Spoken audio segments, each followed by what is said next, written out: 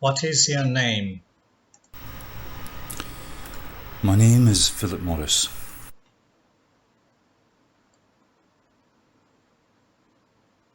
Do you work or study? I work as a civil engineer for a local company here. Where are you originally from? I'm originally from South London, although I moved here with my parents when I was about 9 years old.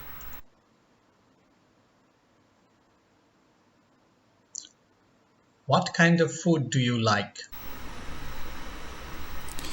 My favourite food is Italian pasta, and in particular my favourite Italian dish is pasta carbonara.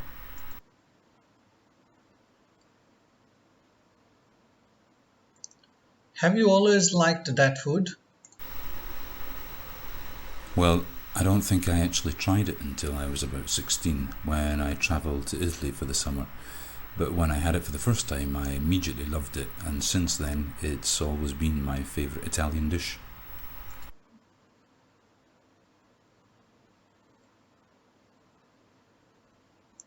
In future, if you have children, what food will you recommend they eat? Healthy food. I think it's very important for children to develop healthy eating habits when they're young, as the benefits of healthy eating are well documented now. You know what they say, you are what you eat, and it's very true.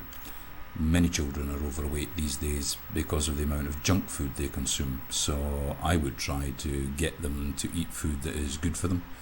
A well-balanced diet.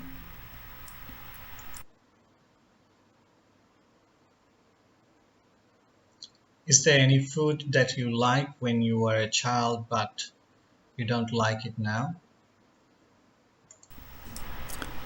Yes, I used to like a lot of sweet things, in particular chocolate cake and ice cream. That was always one of my favourites, but not anymore.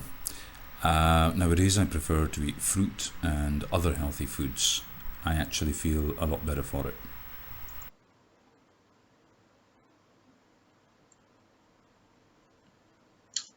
How has food in your country changed since you were a child?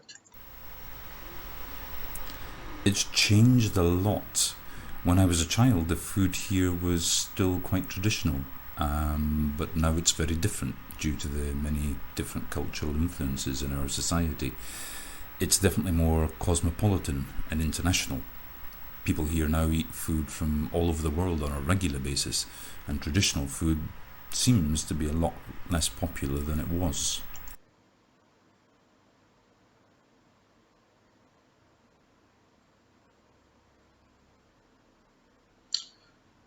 Okay, now I'll give you a prompt and you have exactly 1 minute to take a note. And here is pen and paper. You can take note if you want, and at the end of 1 minute you need to speak on this topic for 1 to 2 minutes. A couple of months ago, I attended a family wedding. It was my sister's wedding, and it was on a Saturday afternoon. She was getting married to her longtime boyfriend John. They held the wedding ceremony in a local church which was really picturesque, very old and beautiful, set in the countryside a few hours from where they live. The ceremony was a small affair, just immediate family and very close friends. The marriage ceremony lasted about an hour and a half and was all very formal. After that, we all went to a local hotel for the wedding reception in the evening. At the reception, there were a lot more people, as normal. All their friends and colleagues from work and friends of the family and so on had all been invited. I think there must have been about 300 people in total. It was a very good celebration. Everybody was very happy, especially the newlyweds, and there was dancing, singing and a lot of food. As usual, we all sat down at the beginning and various people made speeches. The bride's father, John's father, the best man and other close friends, including myself, toasting the bride and the bridegroom. Then they served dinner, which was spectacular. It was one of the best meals I've ever had at a wedding. After the meal, people started to mingle and speak to each other.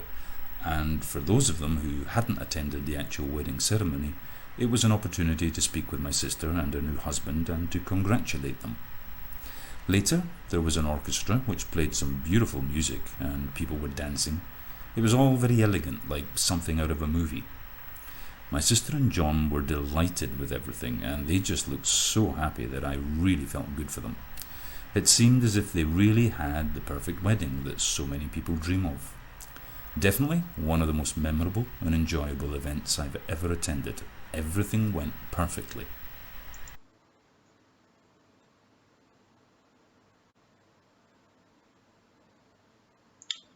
Do you often take part in family events? I don't usually go to most of the family events that are organised, like family lunches and things like that, for two main reasons. Firstly, I'm not really that close to my family, and secondly, because I travel a lot, so it's not always easy to share such family activities. However, I wouldn't have missed my sister's wedding. It was a very important day.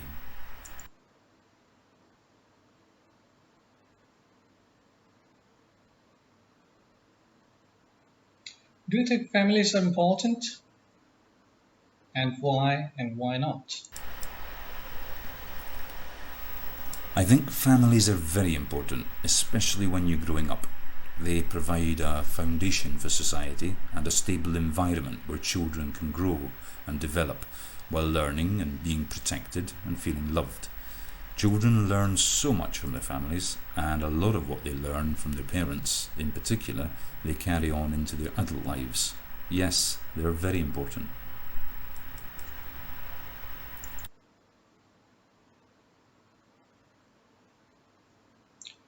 Who are more important, friends or family, and why?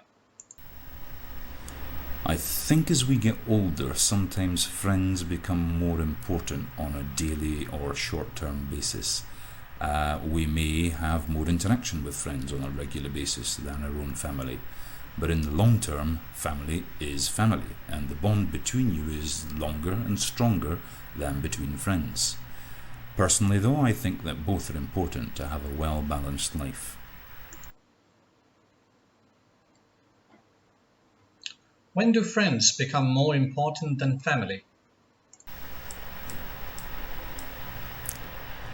Possibly when someone is living a long distance away from their family, or even in another country, and it's not easy to maintain contact other than by phone or email.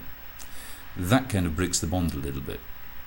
Alternatively, not all families have great relationships, so if you have a dysfunctional family, then I think under those circumstances, friends do actually become more important than family on a day-to-day basis because it's our friends that we share things with and spend most time with.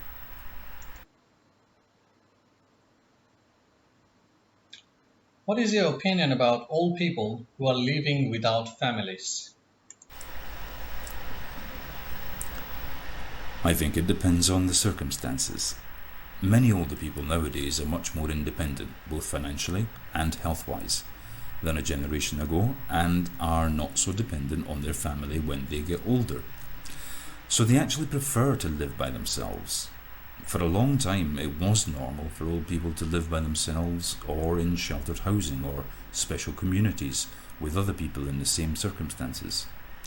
I think this may change back in the future though, as families begin to integrate more again as a means of economic survival.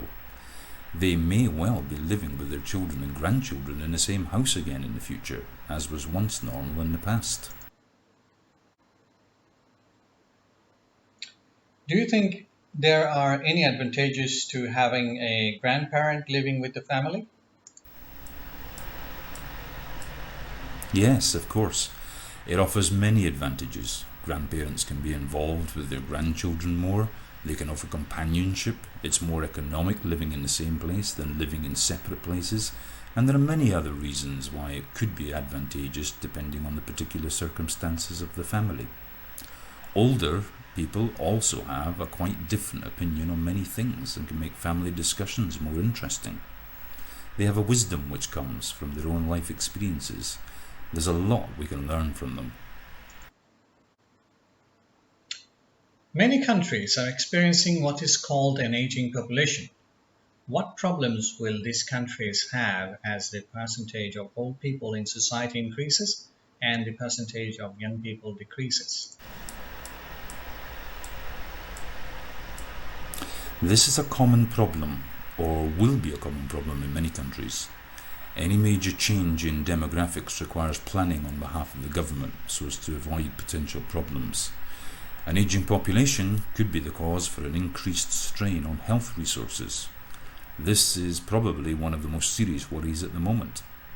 It may be that older people will not consume as much as younger generations, and this could well affect the economies of some countries. On the other hand, the ageing population in many countries will be one of the most financially well-off generations in recent history, and may well continue consuming. They may also provide new markets for companies to produce products and services, especially with them in mind. The fact that there will be considerably less young people working suggests that governments will not be able to collect the same amount in taxes as before, and their policies for public services should reflect this. Otherwise, they will encounter serious problems if they just try to continue on as they are now.